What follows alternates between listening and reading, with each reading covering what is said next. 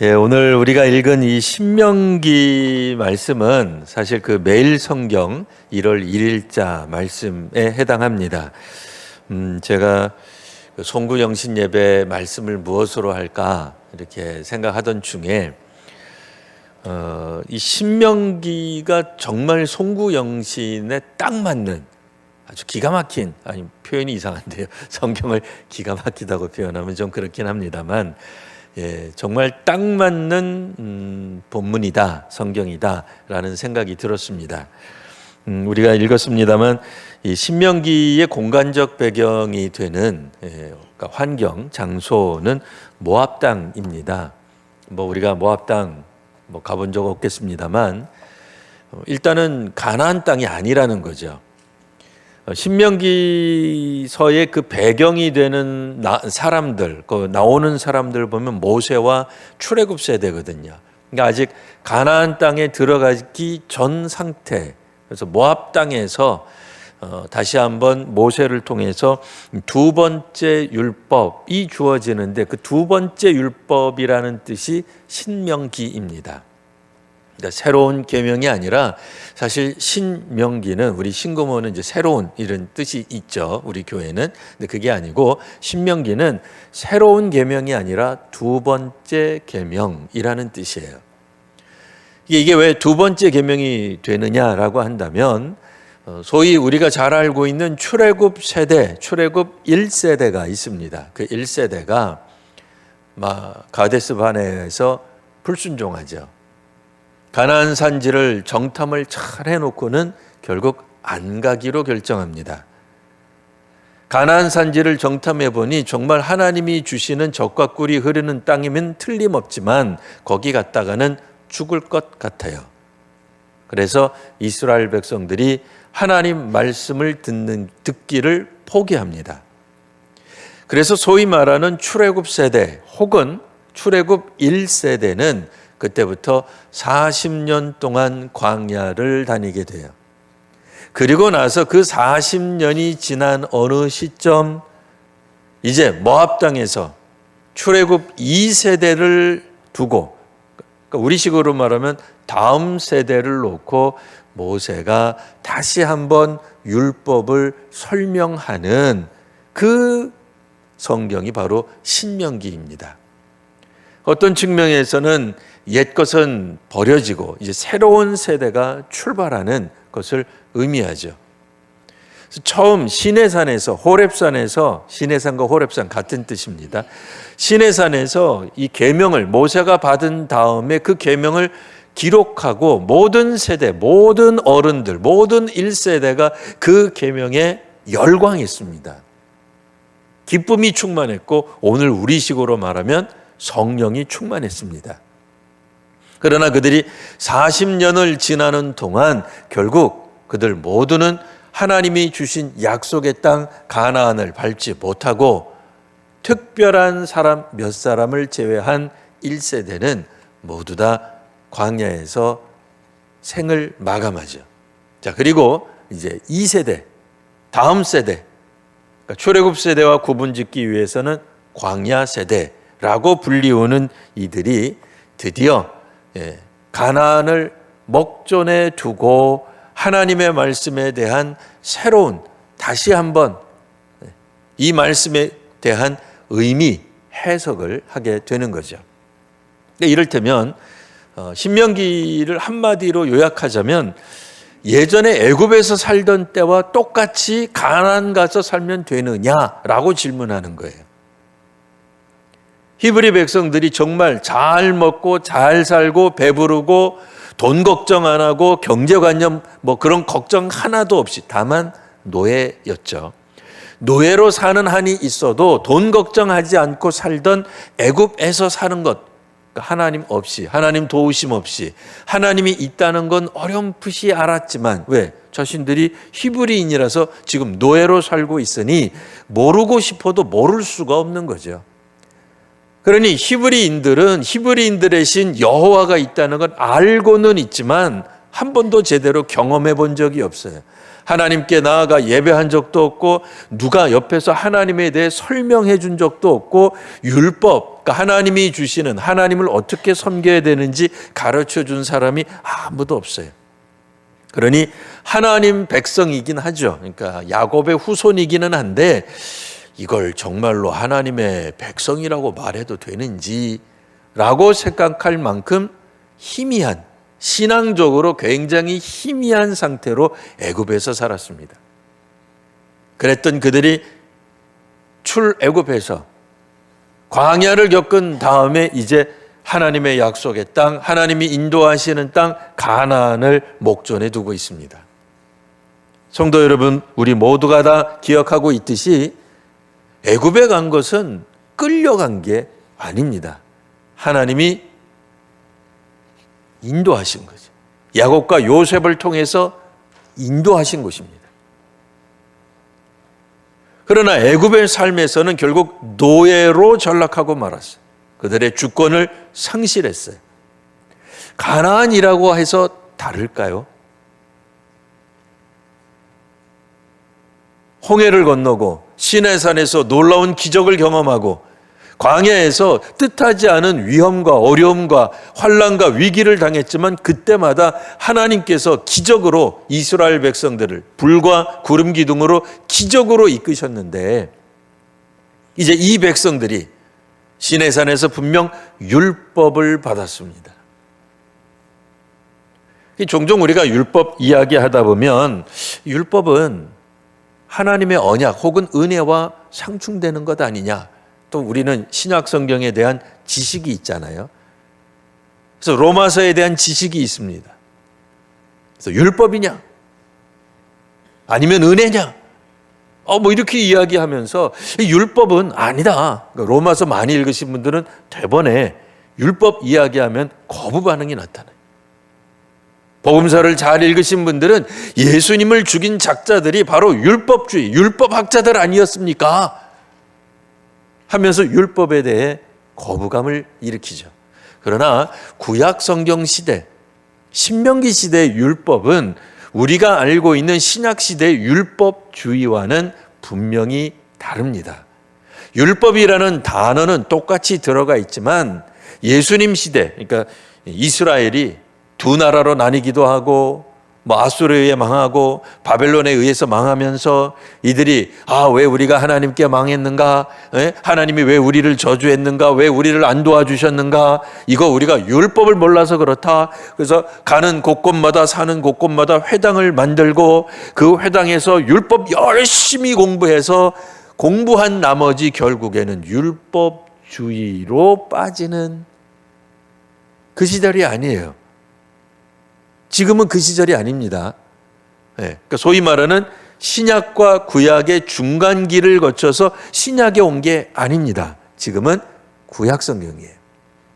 구약 성경에서 율법은 철저하게 하나님과 사람들, 하나님과 하나님의 백성 사이의 언약에 기초합니다. 그렇기 때문에 하나님의 말씀을 듣고 순종하는 자는 하나님의 율법을 따르는 자에게, 우리 여기도 나와 있어요. 여호와의 말씀을 들어서 순종하고 내가 보기에 의를 행하고 내 계명에 귀를 기울이고 내 모든 규례를 지키면, 이게 다 율법 지키는 거죠. 율법은 적어도 구약 성경 시절의 율법은 하나님의 말씀이요 하나님께서 주신 계명입니다.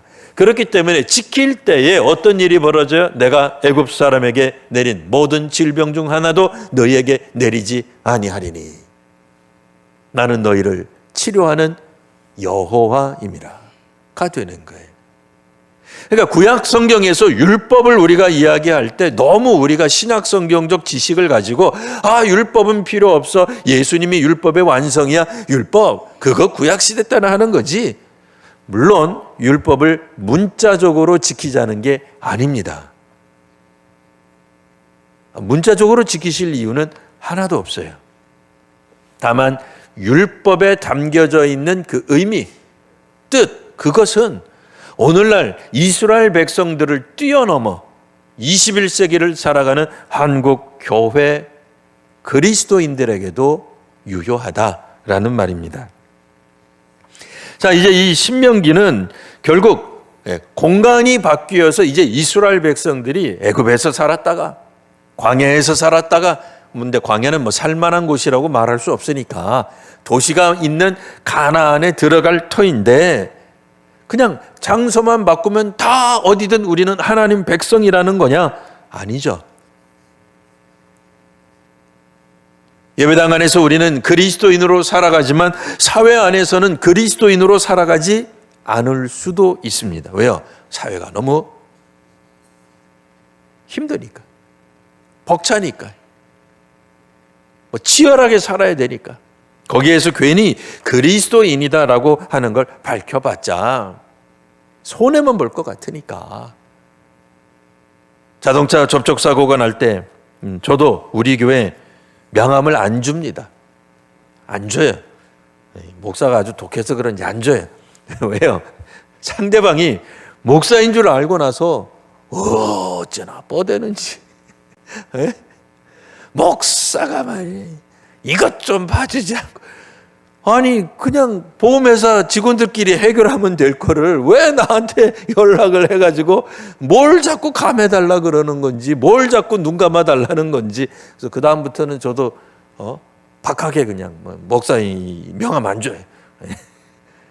그러다 보니 우리 성도님들도 이해가 가요. 아니 그렇다고 해서 그리스도인인 걸 속이자 그런 얘기는 아닙니다. 그거 권장하는 게 아닙니다.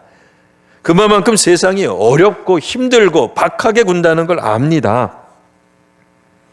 하지만 그럼에도 우리는 교회에서 멋진 성도로 살았다면 마땅히 집에서도 가정에서도 멋진 그리스도인으로 살아가야 됩니다. 교회 안에서만 그리스도인으로 살아가는 율법이 있는 게 아닙니다. 하나님이 우리에게 주시는, 예수께서 우리에게 말씀하신 여러 가지 복음서들 내용들을 보면 우리가 가정에서 어떤 그리스도인으로 살아야 되는지 나옵니다. 사회에서, 이 세상에서 어떻게 살아가야 그리스도인답게 살아가는지 나옵니다. 근데 문제는 목회자인 저로서는 여러분들이 가정에서, 학교에서, 직장에서 어떻게 사는지 알 길이 없어요. 교회는 일요일 하루 오는데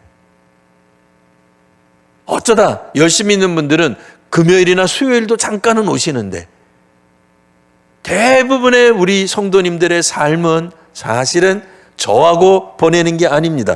교회 생활하는 게 아닙니다. 이 세상 가운데서 집과 가정과 일터와 학교와 여러분들 있는 그곳에서 사실은 신앙생활하고 있는 거죠.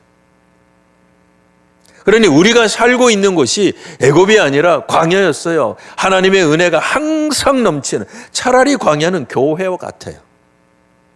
구름기둥과 불기둥이 가시적인, 그러니까 볼 수 있는 형태로 우리를 인도했잖아요. 구약 백성들을 인도했잖아요.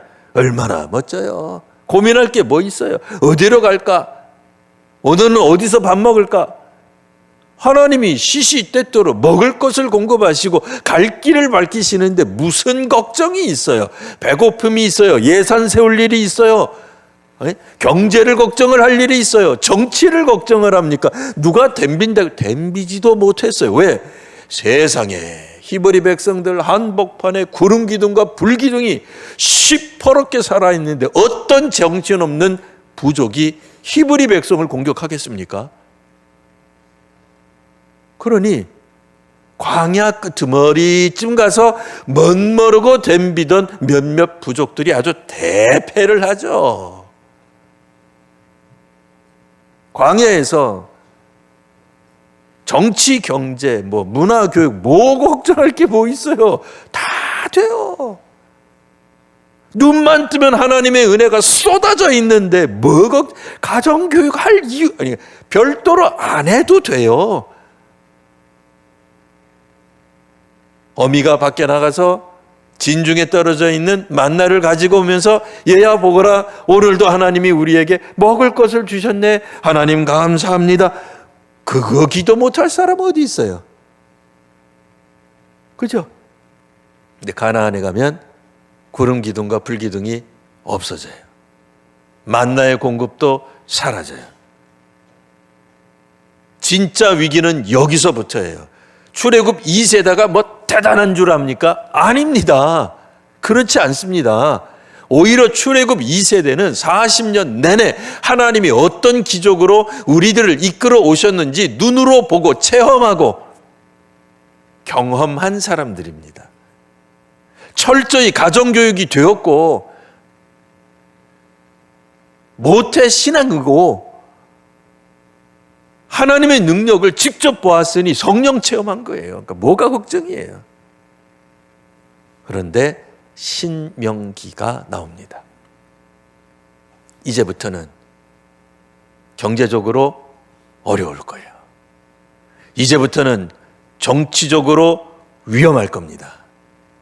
가정예배 못 드리게 될 겁니다. 학교도 없을 수 있습니다. 자, 이럴 때에 과연 우리가 하나님을 여전히 찬양하며 예배하며 기도하며 하나님께 감사함으로 나갈 수 있는가가 중요한 관건이죠. 그러니까 뭐가 필요하겠어요? 율법이죠. 율법을 다시 가르칠 수밖에 없어요. 이때 모세가 이야기를 합니다. 나 혼자서는 이 많은 사람들을 다 가르칠 수 없습니다. 그래서 모세가 가지고 있었던 모세에 의하여 임명된, 궁극적으로는 하나님이 임명하신 이렇게 되겠죠. 모세가 임명한 사람 3사람이 있습니다. 오늘 본문에 보시면 재판관이 나와요. 그러니까 모세는 한편 재판관이었다라는 얘기예요. 치우치지 않는 재판을 할 줄 알아야 돼요. 이게 쉽지 않은가 봐요. 가재는 개편이고 팔이 안으로 굽고 아무래도 사람들이 그렇게 되는 경향성이 있는 것 같습니다. 그런데 율법에 근거하여 재판할 때는 그러면 안 돼요. 그것은 하나님이 재판을 이랬다 저랬다 하는 것이 되기 때문에 그래요. 그래서 재판관은 누구를 세워요? 그 마을, 그 부족, 그 지파 중에 지혜가 있는 사람, 인정받는 자를 세워서 천부장, 백부장, 50부장, 10부장과 조장을 세운단 말이에요. 우리로 말하면 장로가 되고 안수집사가 되고 권사가 되고 구역장이 되고 교사가 된단 말이에요. 그러니까 그들이 율법의 정신을 백성들 가운데, 사회 가운데, 삶의 현장 가운데 흐르게 하는 통로가 된다는 거죠. 그러니 임명받은 사람들은 하나님이 주신 권위를 가지고 율법을 정말 잘 알아야 되는 거예요. 모세가 혼자 다 할 수 없기 때문에 나누는 겁니다. 오늘 본문엔 나오지 않았으나 예언자 그룹이 생깁니다. 모세는 예언자였어요. 하나님이 주신 율법을 선포하는 사람, 그런 의미에서 모세와 같은 선지자들을 하나님은 이 신명기 내에서 또 다른 사람들을 세웁니다. 3번째는 제사장이에요. 모세는 첫 번째 제사장이기도 했어요. 모세는 율법을 기록할 뿐만 아니라 그것을 레위 제사장과 장로들에게 주었습니다. 그럼 제사장들은 정기적으로 율법을 낭독해야 했어요. 그리고 이스라엘 백성들은 그 제사장이 듣는 율법을 들어야만 했습니다. 제사장은 율법을 가르치는 사람이었어요. 모세는 율법에 받은 사람이요, 율법 계시의 중재자요, 또 계시된 율법을 백성들에게 가르치는 그 직무를 감당한 거죠. 어쩌면 그 모세가 현대적으로는 어떤 교회 목사일 수도 있어요. 하지만 신약적 관점에서 보면 그 사람은 다름이 아니라 성도 여러분 자신입니다. 성도님들이 지금 있는 그 가정에서 모세와 같은 역할을 하셔야 되는 거예요. 성도님들이 계시는 그 직장 가운데서 그 역할을 감당하셔야 되는 거예요. 혹여 제 설교를 듣고 우리 교회 목사님은 너무 이 신앙이라고 하는 건 개인주의로 보시는 것 같아. 혼자만 결단하고 혼자만 하면 되는. 물론 그거 아니죠. 우리 모두가 다 신앙 공동체로 살아가는 겁니다. 그래서 교회에 모였을 때는 한 주간 우리가 어떻게 살았고, 가정에서, 직장에서, 일터에서 어떻게 살았는데 이런 어려움이 있었고, 이런 기도 제목이 생겼고, 그래서 이런 것들을 어떻게 돌파해야 될지 잘 모르겠다라고 할 때 함께 기도 제목을 나누고 서로 권면하고 세워주는 친교가 있어야 되는 겁니다. 얼마나 재밌겠어요, 교회 생활이. 얼마나 신나겠어요. 한 주간 동안 하나님 앞에서 우리가 봉사했던 것을 함께 나누며 또 같은 생각을 가진 사람 혹은 내가 모자랐던, 내가 생각하지 못했던 것을 조언해 주는 사람들로 가득 찬 공동체. 기분 좋은 거죠. 일종의 마치 불과 구름 기둥으로 주께서 우리를 지켜주셨던 것처럼 율법의 해석과 적용을 통해 더 깊은 해석과 더 깊은 적용을 하신 분들이 있잖아요. 누구예요?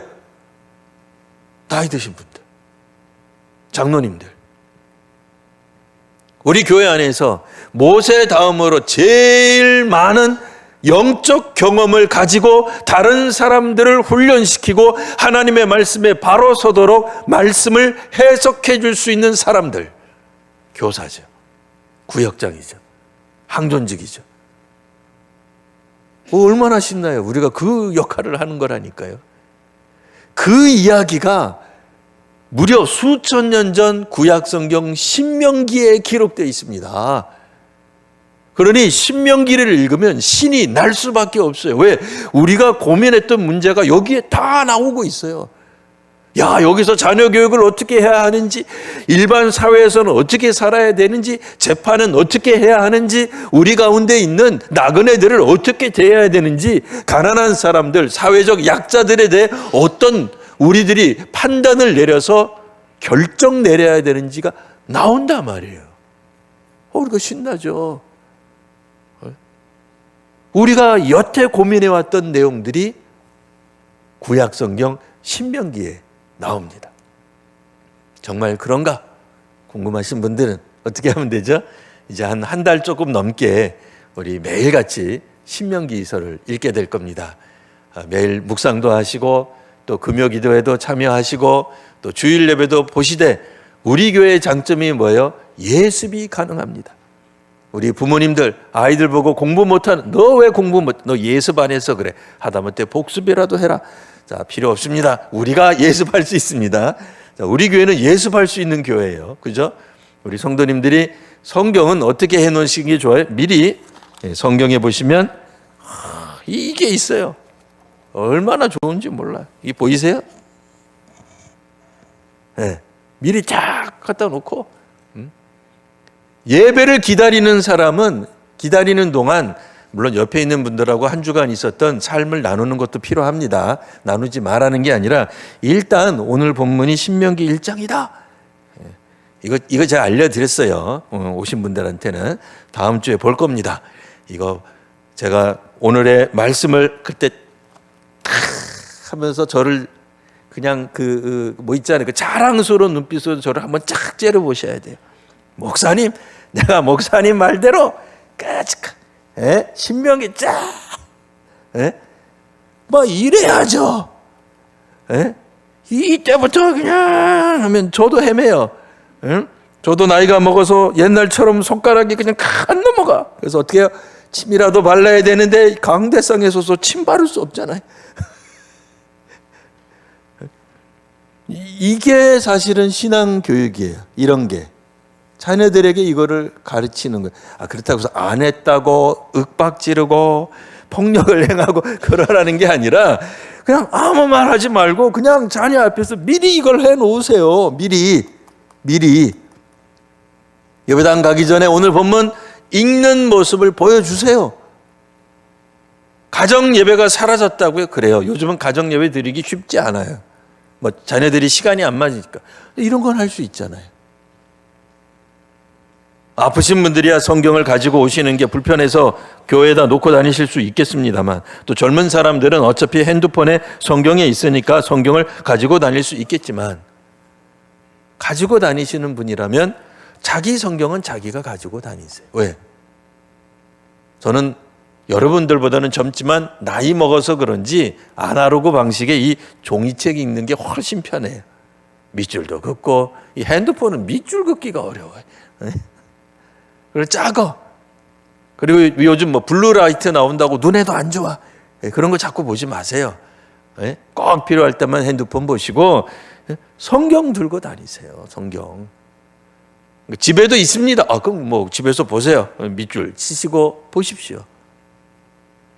그 모습을 자녀들이 본다면, 어려울 때, 힘들 때, 위기가 있을 때, 돈이 없을 때, 정치적으로 어려움이 있을 때, 외국으로부터 우리가 협박이나 혹은 위협이나 혹은 공격받을 전쟁이 날지 모르는 불안에 빠질 때에 기도하는 거구나, 성경 읽는 거구나 라고 하는 것을 가르쳐 줄 수 있을 겁니다.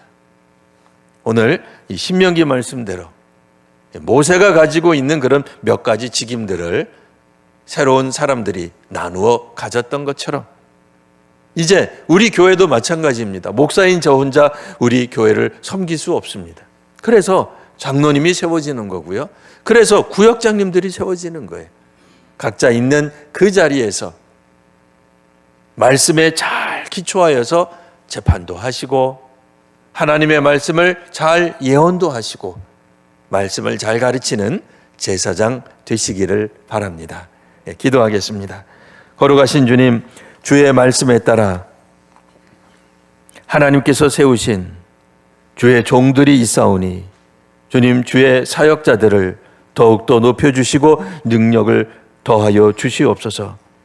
모세가 하였던 것처럼, 모세의 직무를 나누었던 것처럼 이제 우리도 우리의 직무를 나누어서 각 사람들에게 맡기오니 주님께서 수많은 성도들에게 맡은 바 책임진 이 섬김이들에게 하나님 능력을 더하여 주옵소서.